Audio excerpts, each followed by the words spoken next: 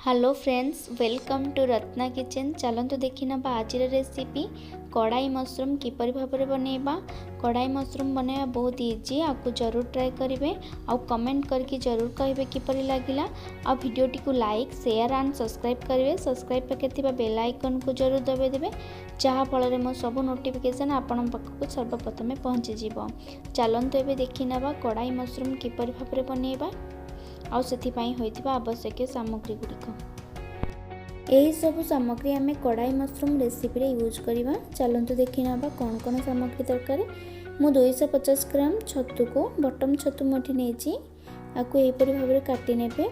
आ गोटे छोट शिमला मिर्च को काटी रखी, गोटे बड़ पियाज को यहपरी भाव में काटी रखी, दीटा मीडियम साइज पियाज को मु फाइन पेस्ट करके रखी, दीटा मीडियम साइज टमाटो और 10टा काजू, गोटे कंचा लंका को भल भाव में पेस्ट कर नहीं, अदा रसुण पेस्ट गोटे स्पून, आउ किछि पाउडर मसला, हलदी गुंड, लंका गुंड, गरम मसला और हाफ चामच जीरा, 10 रु 12टा गोलमरिच, 2टा सुखिला लंका, हाफ चामच जीरा, हाफ चामच धनिया। ये सब को आम टिके समय भाजिकी गुंड करनबा। देखंतु गैस रे मु गोटे कड़ाई बसई नहीं, एबे सब को आम टिके समय भाजी नबा ता स्मेल आसीबा पर्यंत। मुझे सुखिला लंका को गैस रे पोड़ी देइथिली, आपण माने भाजी भी पारिबे पोड़ी भी पारिबे।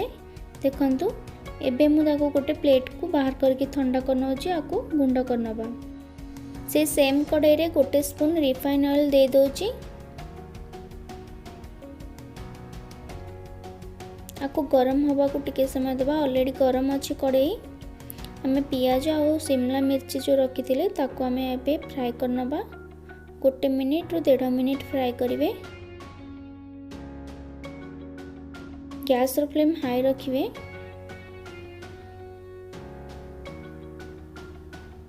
देखंतु हमर शिमला मिर्ची और पियाज भले फ्राई हो गलानी। अल्प अल्प फ्राई दरकार एथिरे। आको मैं एबे बाहर कर नेली। एबे मु आउ गोटे स्पून तेल देके सब छतु को भाजी नेबी। आपको भी 2 मिनिट भाजी नबा।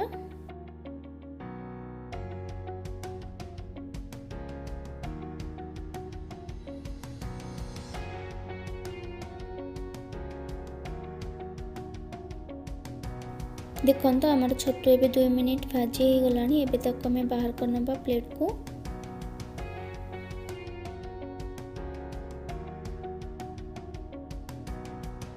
से सेम कड़ाई रे 3 बड़ स्पून तेल दे दोची, हाफ चामच जीरा दे दोची, आपको टिके समय फ्राई करनबा।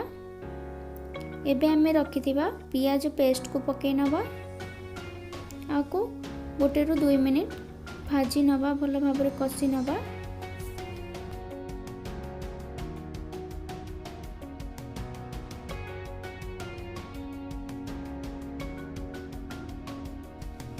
देखंतु हमर एबे 2 मिनिट हो जाइए पियाज भाजबारे। एबे मु एथिरे गोटे स्पून अदा रसुण पेस्ट दे दोची, गोटे बड़ स्पून दौची मु अदा रसुण पेस्ट। आउ टिके पानी देके आपको भल भाव में कसी नौची, आउ 1 रु 1.5 मिनिट।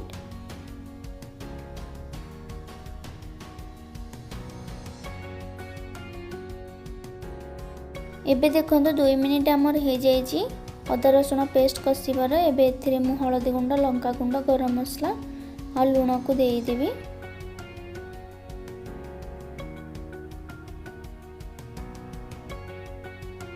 आउ किछि पानी देके आपको भल भाव में आउ 1 रु 2 मिनिट कषि नेबी।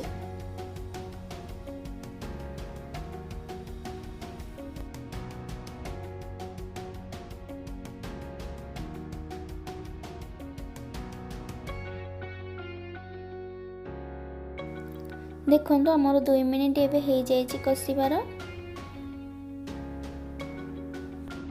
एबे मु एथिरे टमाटो, काजू और कंचा लंका जो पेस्ट करथिली ताको हमें पके नबा। आको भल भाव में कषि नबा जे पर्यंत टमाटो कंचा स्मेल न जाइए।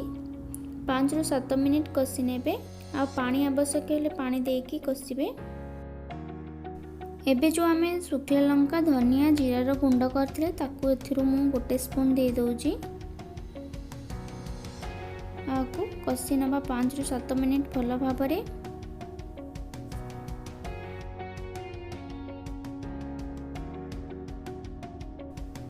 एठी मु गोटे स्पून चीनी दे देछि, यह स्किप हो जाइछि, आपण माने जरूर दे देबे, नहले क्रीम यूज करिवे कहीं आम टमाटो पकेजे नहले खटा हो जिवो। गोटे स्पून चीनी देले किंबा क्रीम यूज कले खटार बैलेंस होता है।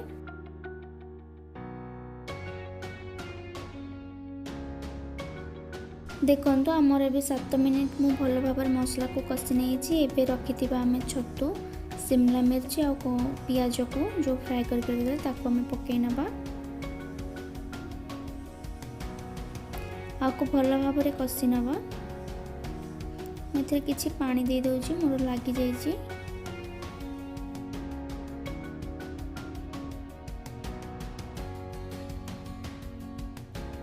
एबे मु से मसला गुंडरू आउ गोटे स्पून पकई नौची। आपको आम 2 ରୁ 3 मिनिट पानी देके कषि नवा भल भाव में।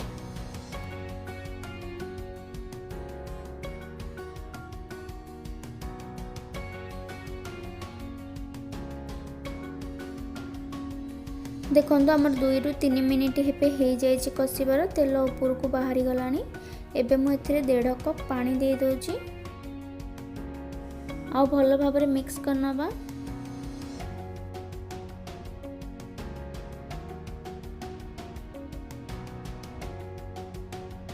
देखो आमर एबे फुटी गलानी। एबे गैस रो फ्लेम लो करनबा, आको घोड़े की 5 ରୁ 7 मिनिट कुक होबा को दबा।